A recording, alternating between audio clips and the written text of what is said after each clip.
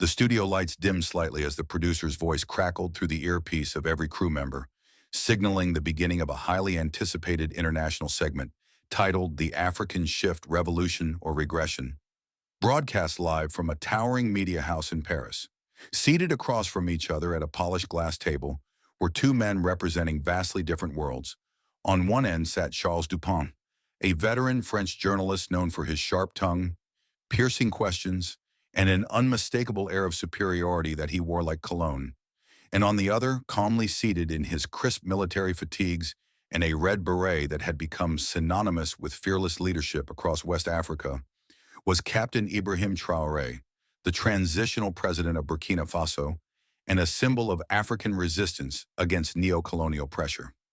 As the countdown began, viewers across Europe, Africa, and beyond leaned closer to their screens, sensing that something extraordinary was about to unfold.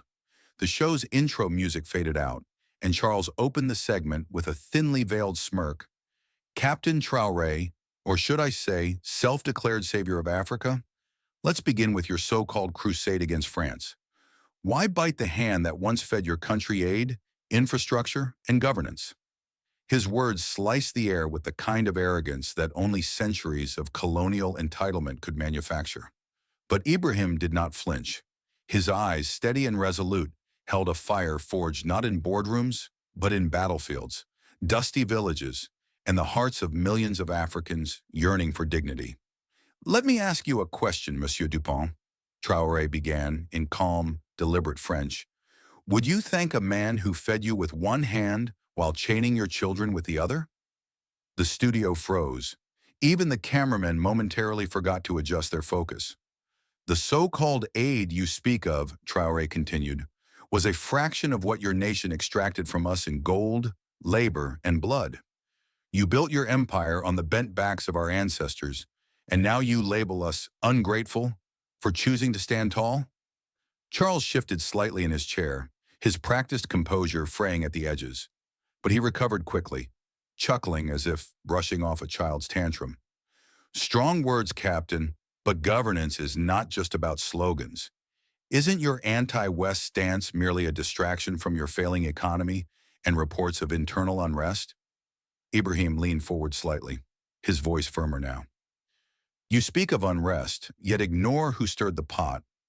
It was not Burkina Faso that overthrew African leaders in the 60s and 70s. It was not our people who armed rebels to keep our countries divided and dependent.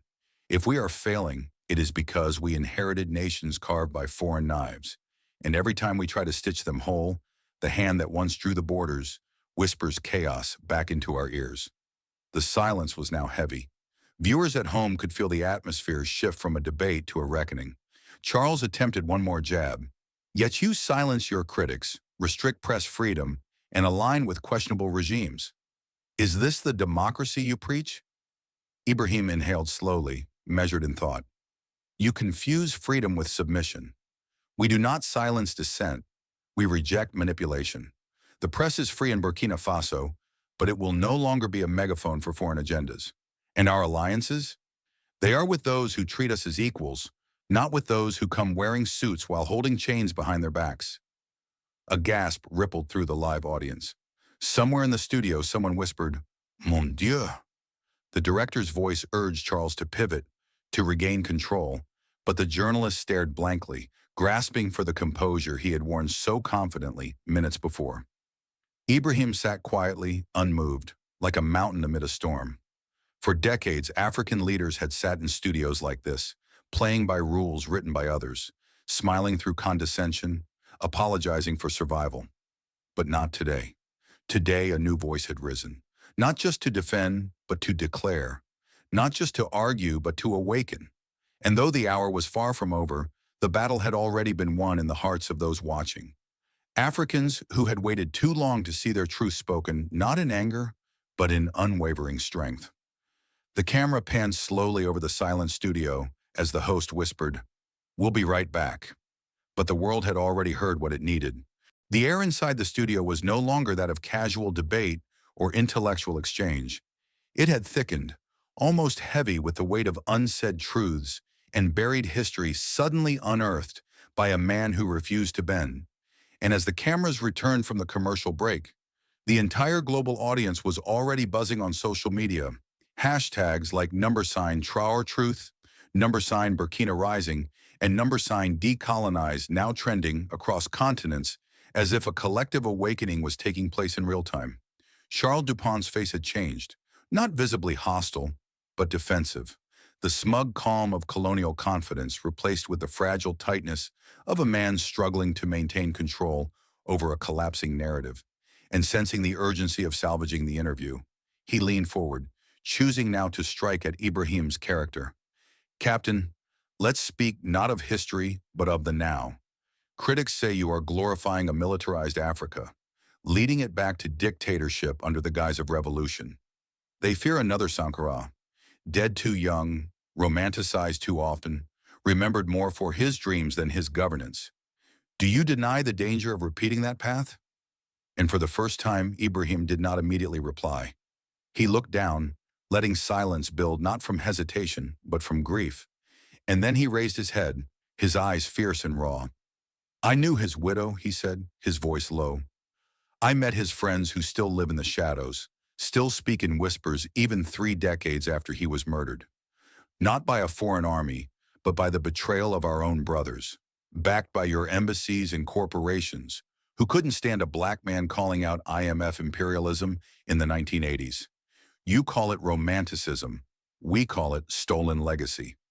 His voice sharpened as he continued. Do not compare our desire to protect our sovereignty with dictatorship. We are not oppressors. We are survivors of centuries of engineered poverty, assassinated visionaries, and weaponized charity. Our guns do not face our people. They face the vultures that circle our skies whenever we find gold, uranium, or oil.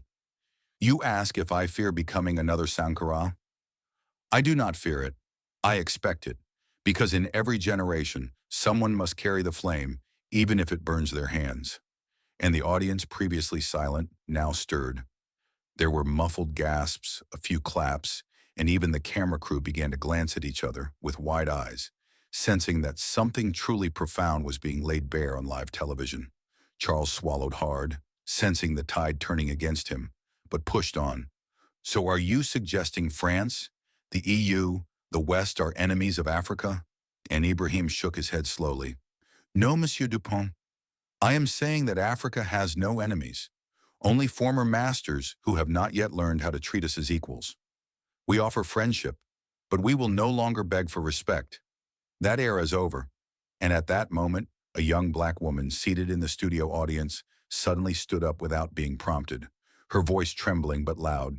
Why didn't we learn this in school? Why did we never hear this version of Africa's story? And her outburst caused a ripple effect. Others stood, nodding, some with tears in their eyes, others with clenched fists.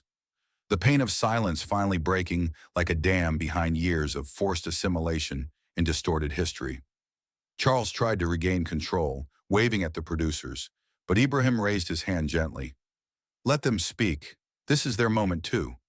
And one by one, young people, old migrants, descendants of colonized nations began speaking, not screaming, but pleading with clarity. Our grandparents never talked about what they saw in Algeria, in Congo, in Dahomey, because they were ashamed of being seen as less than human, ashamed of surviving, ashamed of forgetting their language so they could get a job in a country that never saw them as French. And tears streamed freely now, not only from the audience but from the studio staff. The lighting technician whose Senegalese father never spoke of why he refused to enter a church. The Haitian producer whose great-uncle was killed during the American occupation of Port-au-Prince. The Somali makeup artist whose family told her to straighten her hair for every job interview. Every one of them connected not by nation but by narrative, not by blood but by memory. And then Ibrahim stood slowly from his chair, no longer just a guest on a French talk show, but a vessel of ancestral pain and unbreakable pride. And in flawless French he said, "This is not about me or Burkina Faso or even France. This is about a sickness of forgetting, a virus of arrogance that infected the world when it convinced itself that Africa was a child in need of guidance. We are not children." The world did not go back to normal after that interview. In fact, something irreversible had been set into motion. something deeper than headlines or hashtags, something ancestral, like a drum that had been buried for centuries, suddenly heard again in every continent where African blood had once watered foreign soil. The day after Ibrahim Traoré's interview aired, the video had been clipped, translated, shared, and subtitled in over 40 languages, with reactions flooding in from Harlem to Haiti, from Kinshasa to Kingston, from Parisian suburbs to Brazilian favelas. And what began as a televised clash of ideologies had now become a global reckoning with suppressed truth. And for once, Africa was not being spoken about through the lenses of poverty or pity, but through the voice of a leader who had dared to say enough, not with vengeance, but with clarity. Major Western outlets scrambled to reframe the narrative, issuing articles with headlines like "Controversial Strongman Traoré Divides Opinion" or "Populist Leader Rattles Europe with Fiery Words." But none of those could mask the viral reality that millions had already felt in their bones. Ibrahim wasn't controversial, he was corrective, he wasn't fiery, he was finally honest. In the days that followed, university students staged walkouts demanding curriculum reform to include colonial atrocities in their proper context. Black school children in London wore African fabrics on Heritage Day, and when questioned, quoted Traoré directly, "We are not children, we are the womb of civilization." And in the U.S., the Congressional Black Caucus issued a statement praising Ibrahim's courage and calling for an audit of all U.S. aid programs in Africa to determine whether they empowered or undermined sovereignty. But perhaps the most striking response came from a place no one expected. France itself, where young Afro-French citizens gathered outside the very studio where the interview took place, lighting candles and chanting, "L'Afrique parle, écoutez, Africa speaks, listen," their voices rising like echoes from a century of silence. And as this peaceful demonstration grew, something even more stunning happened. Elderly African war veterans who had fought for France in World War II but had been denied pensions joined them. Their medals rusted, but their eyes lit with a pride long forgotten. And one of them, a 97-year-old Senegalese man named Mamadou Diouf, took the mic and said, "I fought Hitler for this country and was buried in its shame. But today, thanks to Traoré, I remember who I am." And the crowd wept as he saluted not the French flag, but the African spirit reborn. Meanwhile, back in Burkina Faso, Ibrahim Traoré refused all interview requests, stayed silent on social media, and returned to work like a soldier of the soil, not a celebrity of the screen, visiting rural communities, listening to elders, launching a literacy program for youth that included local languages and history erased by colonial schools. And when asked by his press secretary why he hadn't addressed the global wave of attention, he replied simply, "I didn't speak to be heard. I spoke so others would find their voice."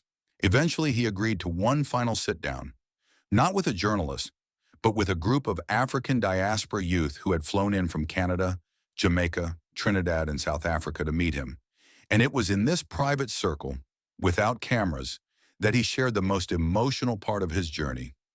"I am not fearless," he told them. "Every day I wake up knowing I could be the next target. But I'd rather die with my people's respect than live with my colonizers' approval." And one of the young women asked, "If you could say one last thing to the world before you disappear, what would it be?" And Ibrahim looked out the window, his voice almost a whisper. "Never forget that they feared our drums because they carried memory. They feared our skin because it glowed with sun. They feared our names because they couldn't erase them. And if they still fear us today, it's because somewhere, deep inside, they know we are rising not for revenge, but for balance." And as those words echoed through that small room, the young people felt it.